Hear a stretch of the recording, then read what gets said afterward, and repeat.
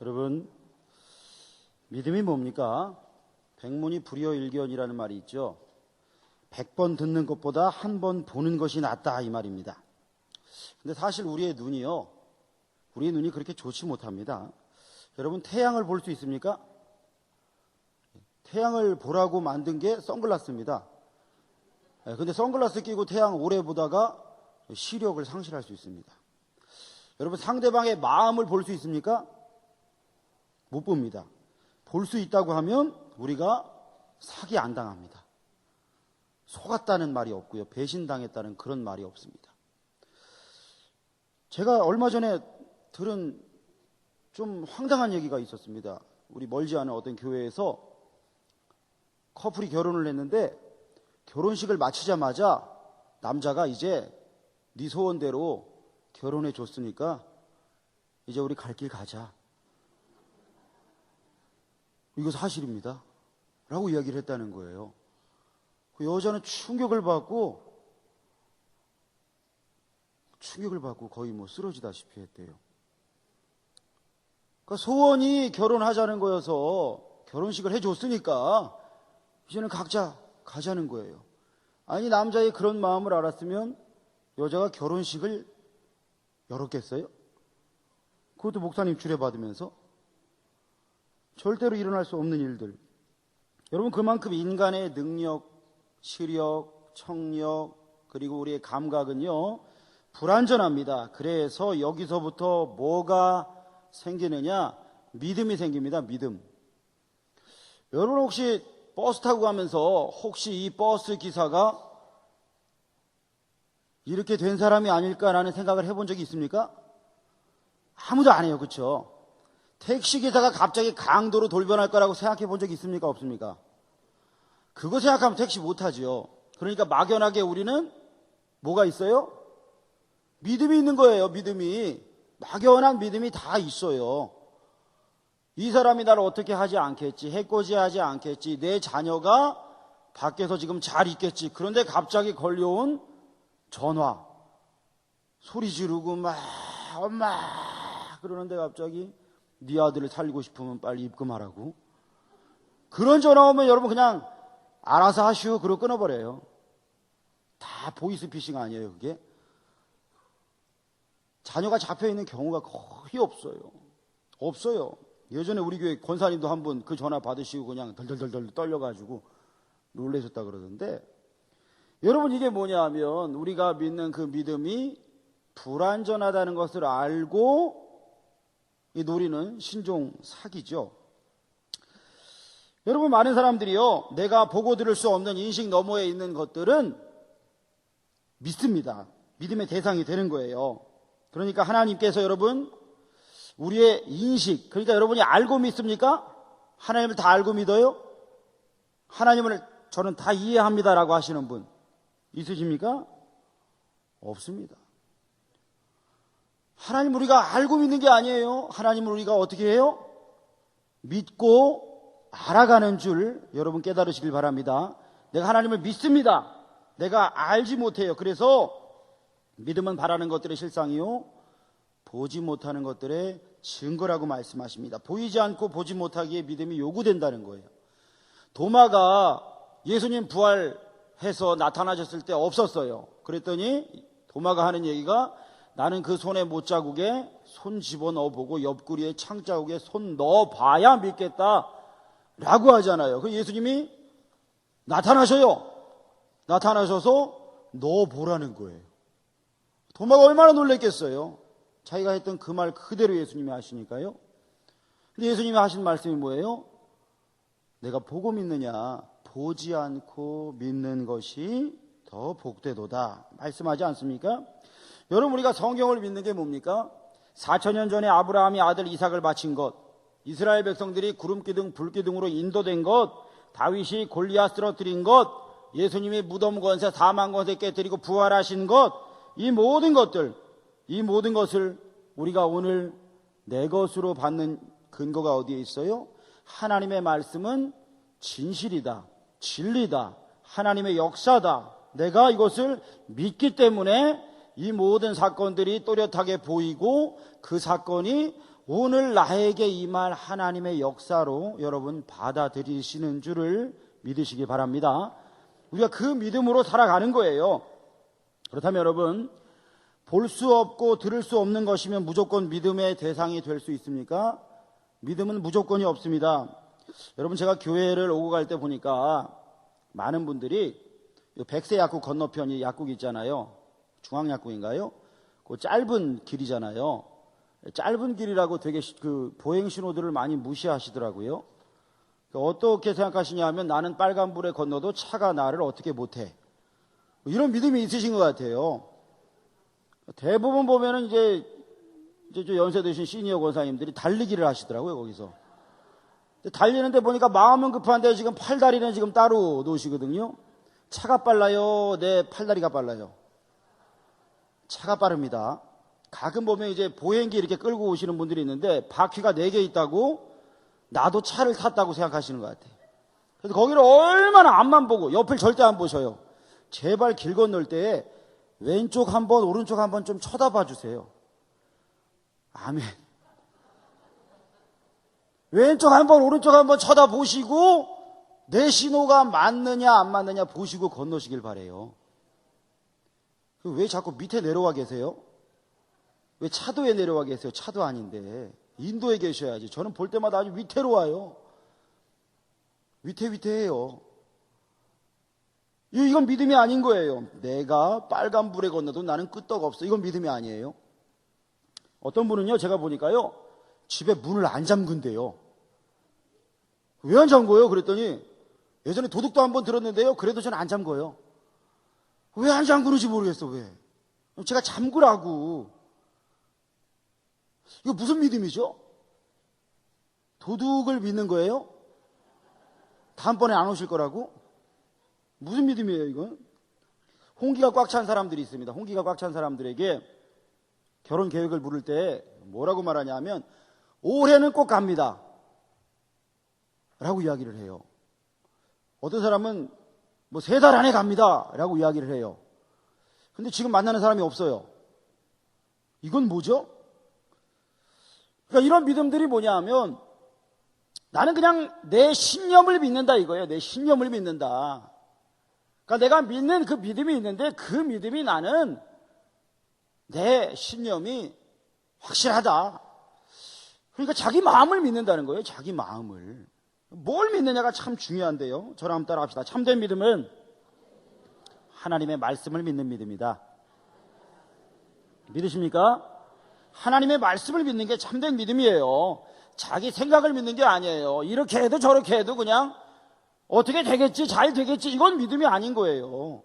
하나님의 말씀은 그렇게 말씀하지 않아요. 오늘 성경은요, 다윗이 시온성을 정복한 사건을 기록합니다.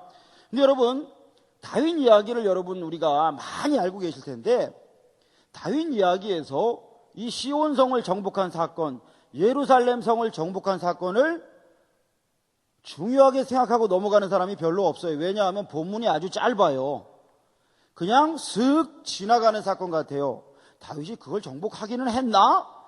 모르는 분도 많아요. 그런데 여러분, 이 본문은 참 중요한 본문입니다.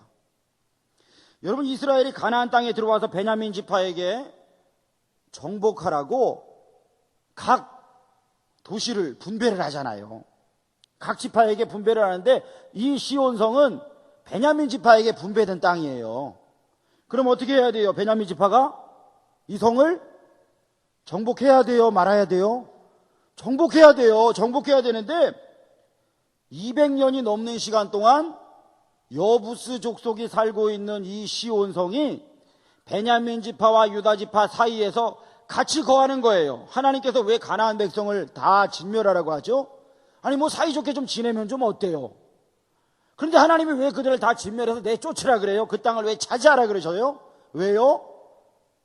그들이 섬기는 우상숭배의 그 가증함, 그들의 음란함이 하나님 백성들에게 그대로 전염될 것이고 너희가 그것으로 인해서 하나님을 떠날 것이 분명하기 때문에 하나님은 그것을 다 끊어버리라 그런 거예요. 근데 이스라엘 백성들은요, 특별히 베냐민 지파는요, 엄두를 내지 못하는 거예요. 사울 왕이 여러분 무슨 지파예요? 베냐민 지파입니다. 베냐민 지파 사울 왕이 되었는데도 불구하고 이 사람이 이 시온성을 뺏어야 되는데, 이 여부수 족속을 쫓아내야 되는데 그런 일을 시도한 적조차 없어요. 그러다가 사울이 죽고 나서 다윗이 이제 온 이스라엘의 왕으로 등극합니다. 여러분, 다윗은 어떤 지파인지 아세요? 유다 지파예요. 유다 지파. 자, 사울은 무슨 지파라고요? 베냐민 지파. 다윗은요? 유다 지파예요. 그러니까 다윗은 유다 지파였는데 지금 온 이스라엘의 왕이 되기 전에는 유다 지파만의 왕으로 있었어요. 유다 지파만의 왕으로. 유다 지파에서는 당신이 진짜 왕입니다. 그래갖고 7년 반 동안 헤브론에 거주했어요. 그런데 이제 다윗을 모든 지파에서 왕으로 인정을 해요. 여러분, 근데 그 전에 한번 생각해 볼게요. 다윗의 과거가 어땠을까요? 다윗이요, 왕이 되기 전에는 유다 지파만의 왕이었고요. 그 전에는요, 2년 전에는요, 7년 반 동안 유다 지파의 왕이었다가 그 2년 전에는 시글락에서 600명의 게릴라 부대를 이끄는 지도자였어요. 또 그 전에 약 8년 동안 사울의 증오를 피해서 도망다니는 도망자 신세였어요.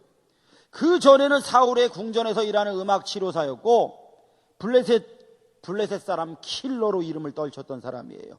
그 전에는 골리앗을 죽여서 온 이스라엘의 이름을 떨쳤던 사람이고요. 그 전에는 들판에서 양치던 목동이 기름 부음 받았던 사람이었어요. 네가 이 양을 치는 것처럼 온 이스라엘을 다스리는 목자가 되라, 이렇게 부름 받은 거예요. 여러분, 그러니까 다윗의 인생이 얼마나 크게 자라났습니까?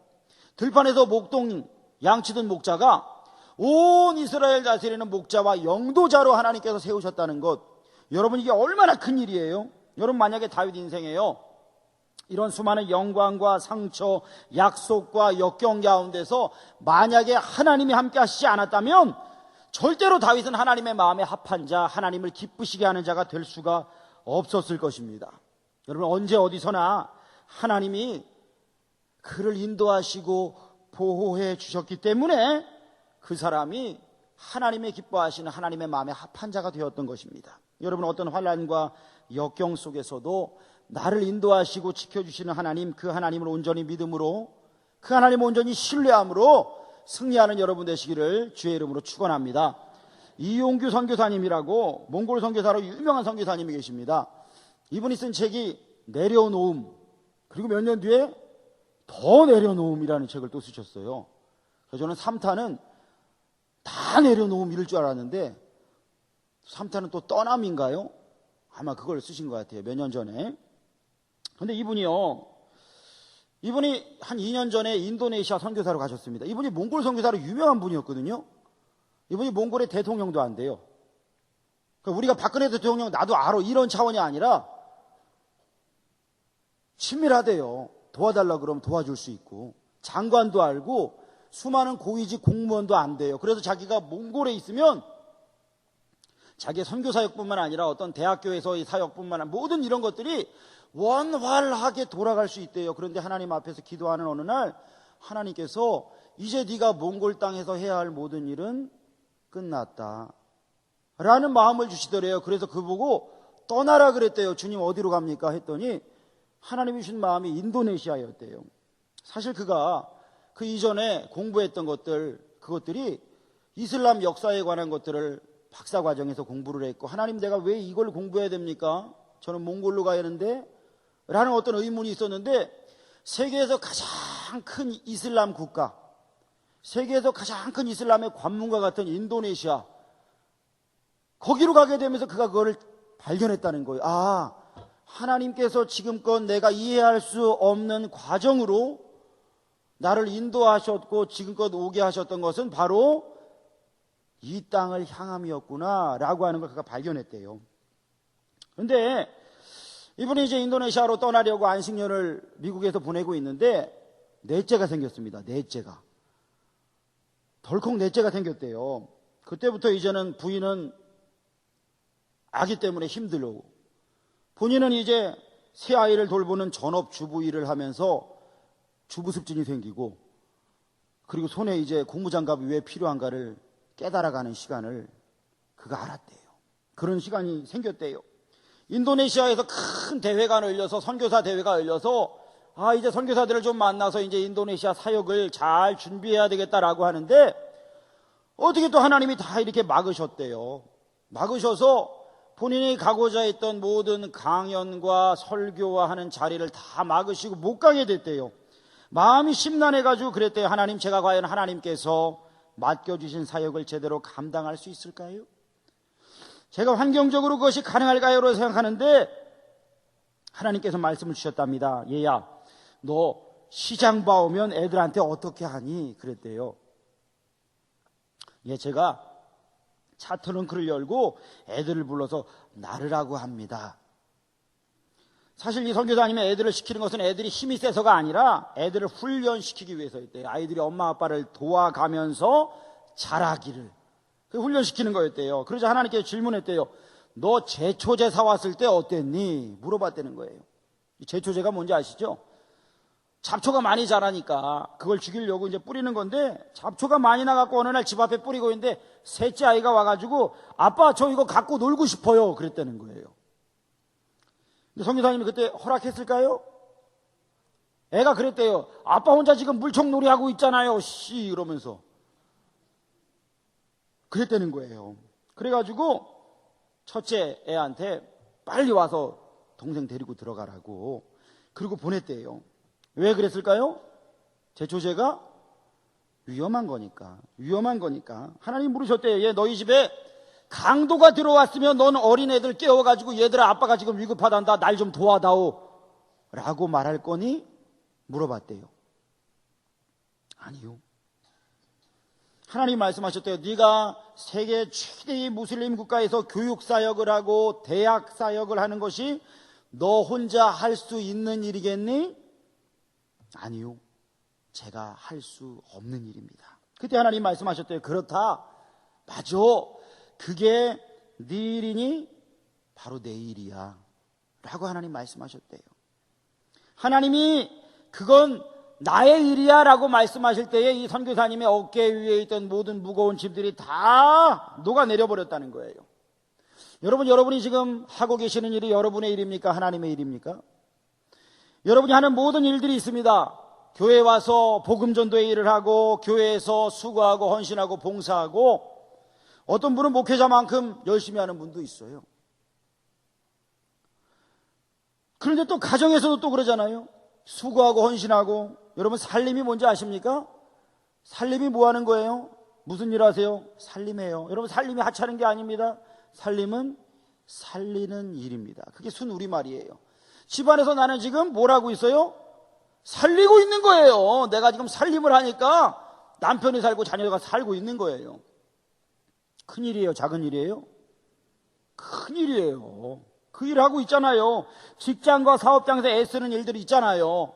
그 모든 일들이 하나님께서 인도하시고 보호하시는 나만의 일이 아니라 하나님의 일이 되시기를 축원합니다. 하나님께서 함께 하시는 거예요. 그 일이 크든 적든 중요하든 덜 중요하든 하나님이 인도하시고 보호하셔야 우리는 승리할 수가 있는 것입니다. 다윗이 왕이 되어서 이 사명이 생긴 거예요. 지금까지 남쪽 헤브론에 있었는데 북쪽에 있는 지파들까지 통합을 하려면 수도를 옮겨야 돼요. 좋은 장소가 필요해요. 남쪽과 북쪽을 통합을 해야 돼요. 이 지역 갈등이 있어요. 여러분, 지역 갈등이 우리나라만 있는 게 아니에요. 미국에도 있고요. 온 세계에 다 있어요. 근데 이스라엘도 그런 거예요. 남쪽 지파와 북쪽 지파가 대립하고 있는 거예요, 지금. 어떻게 하면 이들을 통합할 수 있을까 보니까 여부스 족속이 거하는 이 시온 산성이 너무나 좋은 자리인데 200년 동안 하나님께서 정복하라고 하셨는데 계속 정복하라고 명령을 주셨는데 그냥 놔두고 살았던 거예요.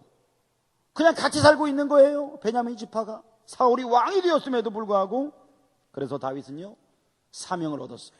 내가 이 산성을 반드시 정복하리라.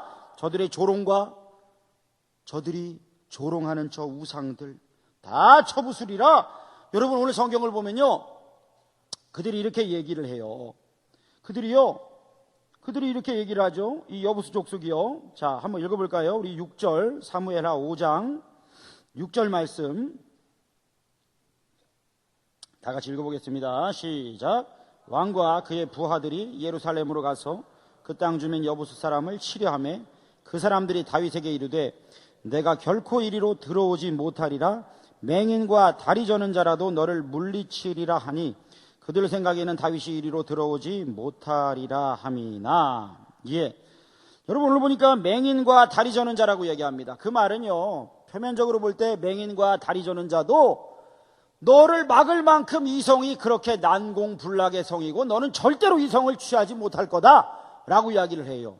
중세에 유명한 유대인 랍비가 있었는데 게르소니데스라고 하는 랍비, 그 사람과 많은 유대인 학자들은 뭐라고 얘기하냐면 이 시온 산성에 흉측한 우상이 있었는데 그 우상이 누구냐? 바로 맹인과 다리 저는 우상이었는데 맹인은 누구냐? 여러분 이삭이요, 인생 말년에 눈이 보이지 않습니다. 그 이삭을 형상화한 맹인과 다리 저는 자는 누구냐? 야곱이 야복강에서 천사와 씨름하고 환도뼈가 부러지고 난 이후부터 여러분 야곱은요 다리를 절어요. 조금 있다가 정형외과 가서 다리가 나은 게 아니에요. 그의 평생의 다리를 접니다. 그래서 유대인 랍비들은 뭐라고 이야기를 하냐면, 이걸 해석하냐면 그 성 안에 이삭과 야곱을 조롱하는, 한마디로 이스라엘 백성들의 조상을 조롱하는 그 우상들을 만들어 놓고 이스라엘 백성을 모욕하는 그 여부스 족속의 성이 바로 이 시온 성이었다라고 이야기를 해요. 여하튼 이러한 물건들을 만들어 놓고 맹인도 다리 저는 자도 너를 막을 거다, 너는 절대로 들어오지 못할 거다 라고 이야기할 때에 다윗은 결심합니다. 외칩니다. 우리 역대상 11장 6절, 역대상 11장 6절을 다 같이 읽어보겠습니다. 시작. 다윗이 이르되 먼저 여부스 사람을 치는 자는 우두머리와 지휘관으로 삼으리라 하였더니 수루의 아들 요압이 먼저 올라갔으므로 우두머리가 되었고. 여러분 누가 먼저 올라가서 여부스 족속을 쳤다고요? 요압, 수리아의 아들 요압.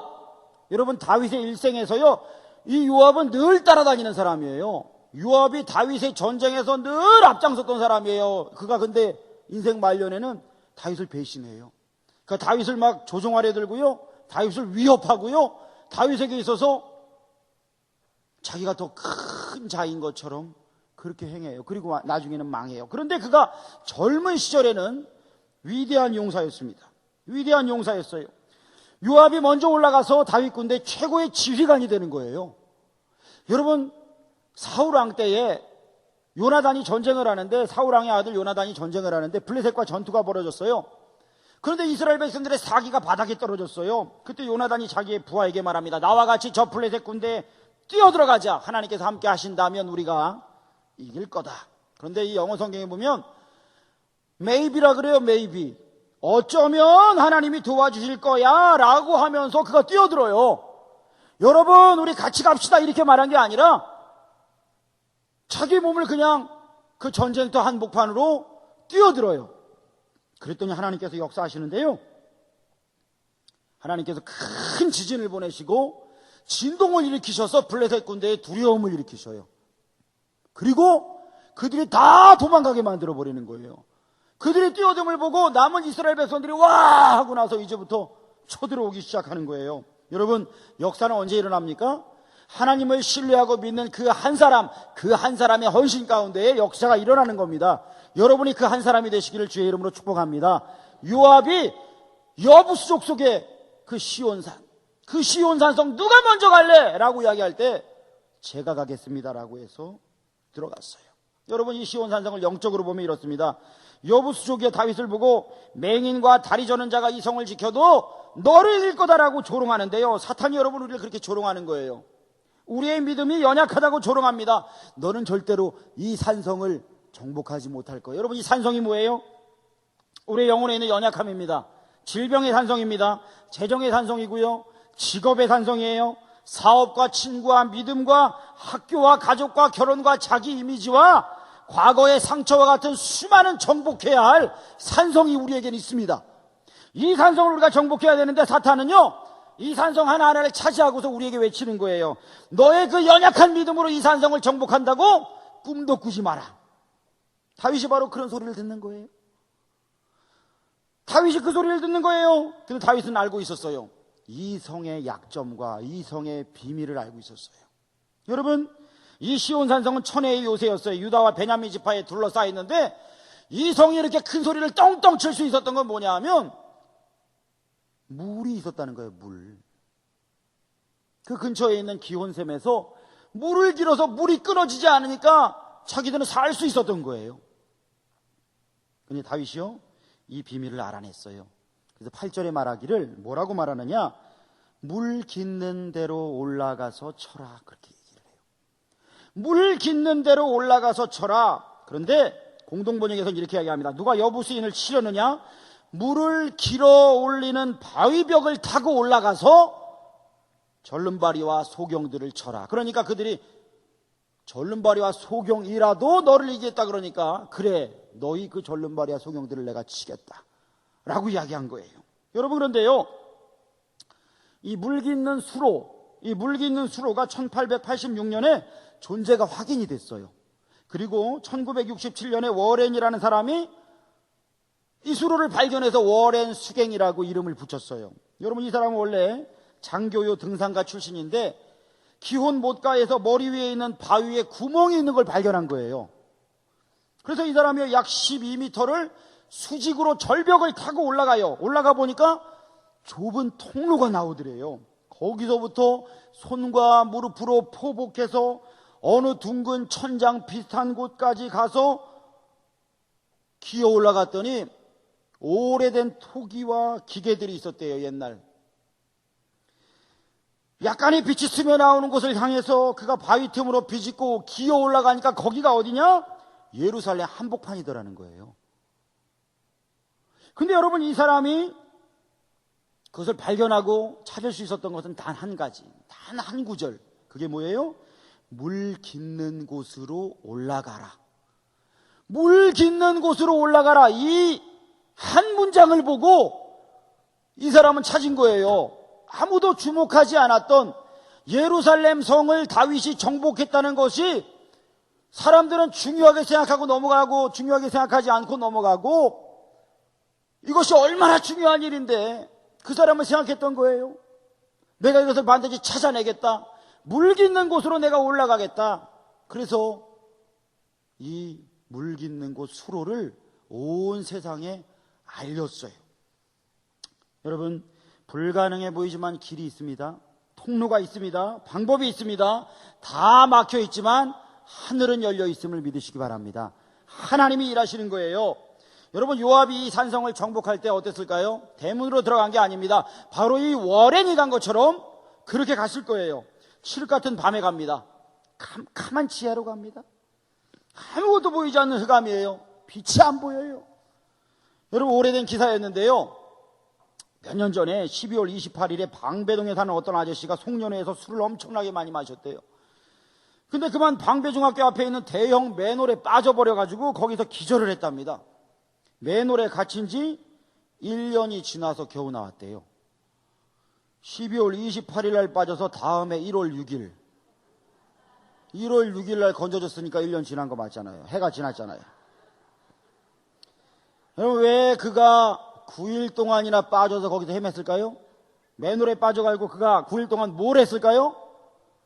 나오려고 무던히 애를 썼겠죠. 나오려고 무던히 애를 썼어요. 그런데 그분이요, 나중에 보니까 500m를 왔다 갔다 했대요. 500m를 왔다 갔다 하면서 9일째가 돼서 겨우겨우 출구를 찾았는데 이 사람이 왜 새해를 거기서 맞아야 했는가? 빛이 없었기 때문이었다는 거예요. 빛이 없었다? 그 사람 아들 얘기가 재밌습니다. 우리 아버지는 담배를 피우는 분인데 호주머니에 라이터 하나가 없어서 거기를 못 나왔대요. 여러분, 한 줄기 빛만 있었다면 당장 나올 수도 있었는데 빛이 없어서 칠흑 같은 어둠에서 9일 동안이나 헤맸다는 거예요. 여러분, 그렇지 않습니까? 캄캄한 곳에 갇혀서 빛이 없으면 얼마나 무섭고 두려울까요? 여러분, 우리에게도 찾아오는 이런 두려움의 흑암의 시기가 있습니다. 처음에는 뭐라고 생각하느냐? 하나님, 내가 무슨 죄를 지었다고 이런 깜깜한 시간을 주시는 거예요? 왜 보이지 않는 거예요? 라고 이야기하는 거예요. 그런데 여러분, 이 캄캄한 시간은요, 성령 안에서 내가 강하게 성장하기 위한 필수적인 과정입니다. 그때 우리는 이 캄캄할 때, 앞이 보이지 않을 때 더욱더 하나님을 바라봅니다. 우리의 믿음이 그 안에서 그때에 성장합니다. 하나님을 바람으로 그 이전보다 더 영적으로 민감해집니다. 여러분, 캄캄하십니까? 하나님을 더 바라보는 영적으로 깨어있는 시간이 되시기를 축복합니다. 요압이요, 그 캄캄함을 지나서 지하 수로 속으로 들어갔어요. 지하 수로는요, 물로 가득 찼어요. 요압이 흠뻑 젖었어요. 여러분, 흠뻑 젖어야 해요. 우리가 산성을 정복하려면 성령께 온전히 잠겨야 해요. 잠겨야 해요. 에스겔 47장에 보좌로부터 은혜의 강물이 흘러내려오는데 발목에서 무릎으로, 무릎에서 허리로, 가슴으로 온몸을 적시고도 남는, 잠그고도 남는 그 물이 닿는 곳마다 새로워져요. 그 잎사귀가 열매를 맺고 약재료가 된대요. 진펄과 개펄은 살아나지 못한대요. 내가 하나님 앞에 푹 잠겨야 되는 거예요. 잠겨서 들어가야 되는 거예요. 내 마음의 생각과 모든 계획들이 내 뜻대로, 내 마음대로, 자기 소견에 옳은 대로 가면 아무 역사가 일어나지 않는 거예요. 요압이 흠뻑 터졌어요. 우리의 장애물들이요, 내 힘과 소유와 재능에 움직이는 것이 아닙니다. 떠나가는 것이 아니에요. 오직 성령의 능력을 힘입을 때에만 그 모든 장애물들이 무너질 줄 믿으시길 바랍니다. 내가 성령의 능력에 흠뻑 적셔져야 됩니다. 여러분, 온몸이 잠기기를 주의 이름으로 축복합니다. 잠겨 들어가야 합니다. 지난주에 제가 서산 아울리치를 은혜 가운데 잘 마치고 돌아왔습니다. 기도하시고 또 후원해 주신 우리 모든 성도님들께 감사를 드리고요. 저희가 이제 한 10여 주 준비를 하고 갔어요. 10여 주 준비를 하고 갔는데 5개 교회에서 아이들이 이제 모여오기로 했어요. 그리고 우리 아이들도 몇 명이 가기로 했느냐? 우리 아이들도 부모님들이 또 애들을 또 데리고 가는 부모님들이 있었어요. 우리 애들이 7명 정도 됐어요. 그래서 거기서 오는 애들 42명, 우리 애들 7명 해갖고 49명이 오기로 했어요. 우리 선생님들이 처음에는 한 25명 갈 거라고 생각했는데 꽉 차서 35명 정도 간 것 같아요. 35명. 그래 갔어요. 갔는데 보니까 처음 등록하는 날 보니까 애들이 몇 명이 없어요. 한 22명밖에 없는 거예요. 그래서 왜 이렇게 애들이 없어요? 그랬더니 학교에서 무슨 방과 후 교실을 하고 뭐 프로그램을 하고 교인에 애들 4명 있는 교회가 있었는데 2명은 이사를 갔대요. 2명은 학원을 갔대요. 그래서 아무도 못 데려왔대요. 어떤 목사님은요. 그래서 제 앞에서 풀이 푹 죽어 있어요. 어떤 목사님은요 22명 오겠다고요 의기양양해서 왔는데 첫날에 8명 데려왔더라고요. 그 목사님은 제 앞에서 어깨를 펴지 못하더라고요. 다음날 6명 더 데리고 와서 어깨를 펴시더라고요. 여러분, 그래서 처음에는요 우리가 준비한 거는 그래도 한 50명 정도 할 거를 준비했는데 아이들이 너무 조그마가지고 마음이 좀 그랬어요. 마음이 좀 그랬는데 우리 선생님들 또 전사님들이 목사님 전도하러 가요 그러더라고요. 전도하러 가요?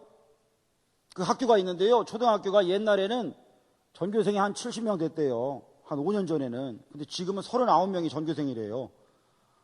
전교생이 39명밖에 없어요. 그래서 거기가 전도를 했어요. 저희가 슬러시 기계도 가져가고 또 전도지도 막 만들어갖고 전도를 했더니 그날 애들이 학교 마치고 한 15명이 더 온 거예요. 얼마나 감사해요? 다음날도 또 가가지고 애들이 또 왔어요.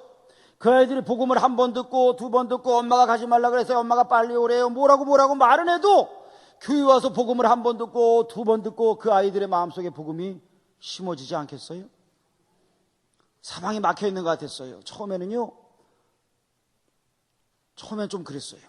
애들이 왜 이렇게 조금 왔어? 좀 많이 좀 동원 좀 해주지라고 그런 생각도 있었는데, 그런데 우리가 성령에 충만한 우리 선생님들이 힘을 써서 전도하고 그 아이들을 데려오니까 성령에 흠뻑 젖으니까 그 상황에 매몰되는 것이 아니라, 상황 가운데 묻히는 것이 아니라 내가 하는 것이 아니고 우리는 하나님의 도구다, 기쁨으로 믿음으로 돌파할 수 있었던 그런 시간이었습니다. 여러분 옆에 분 한번 축복해 줍시다. 믿음으로 돌파합시다. 보이지 않을 때, 사방이 막혀 있는 것 같을 때, 깜깜할 때 믿음으로 돌파해야 되는 거예요. 요압이 수도 안으로 들어갔어요. 이제 더 깊은 곳으로 가야 돼요. 숨 쉴 곳을 찾아야 돼요. 물에 빠져 죽을 것 같은 거예요. 숨을 못 쉬는 것 같아요. 폐가 터질 것 같아요. 그때 한참을 헤엄쳐서 입구를 찾아서 위로 나옵니다. 요압이 성령의 기름 부음 가운데서 물 깃는 데를 찾았어요. 저 위를 올려다 보니 한참 올라가야 돼요. 한참 올라가야 돼요. 밧줄이라도 있는가? 아무도 도와줄 사람이 없죠. 자기가 올라가야 돼요. 손발을 의지해서 등을 기대가면서 그 우물 통로 위로 올라가야 되는 거예요. 온몸이 아파요. 사력을 다해 올라가서 있는 힘껏 올라가서 죽을 힘을 다해 뚜껑을 살짝 소리내게 열었어요. 모두가 잠들어 있는 새벽에. 그 새벽에 요압이 온몸이 물에 잠긴 채로 우물 뚜껑을 열고 나와서 성 안으로 들어가 있어요. 들어갔어요. 그가 성문을 열 때에 여부스인들이 뒤늦게 알아챘지만 이미 늦었어요. 이스라엘 군인들이 성문이 열리자마자 전투 나팔을 불어 외치고 시온성으로 돌진한 거예요. 요압은 기진맥진했지만 이 한 사람 때문에 이스라엘 백성들은 펄펄 날았어요. 이스라엘 군인들이 펄펄 날았어요. 그 한 사람이 수로를 통과해서 고통스러운 대가를 치르고 성문을 열었기 때문에 성이 함락될 수 있었습니다. 여러분, 하나님께서요, 한 사람에게 치유에 대한 비전과 하나님의 부르심이, 기름 부으심이 있더라고요. 보통 보면요, 비전을 받은 사람은요, 성령께 치유를 달라고 간절히 기도합니다. 그때 아무 일도 일어나지 않는 것 같아요. 캄캄한 시간이 흘러요. 많은 사람들이 주저앉아요. 그래도 하나님의 사람은 절대로 주저앉으면 안 됩니다. 부르짖어야 됩니다. 하나님께서 돌파하시도록, 하나님께서 이 장애물을 다 부숴주시도록 우리는 하나님 앞에 포기하면 안 됩니다. 그때 갑자기 치유가 일어나요. 갑자기 치유가 일어나더라고요. 정말 하나님께서 원하시는 그 기도의 분량, 믿음의 분량이 찰 때 치유가 갑자기 급속도로 일어나더라고요. 여러분에게 이런 치유가 급속하게 일어나기를 주의 이름으로 축복합니다. 이런 초자연적인 치유가 일어나야 됩니다. 이 기적이 성문이 열리는 것과 같아요. 그때부터 한 사람에게 치유가 일어날 때 하나님의 기름 부으심이 흘러가더라고요. 수많은 사람들에게 흘러가더라고요. 요압이 바로 그 선두주자였습니다. 요압이 시작이었어요.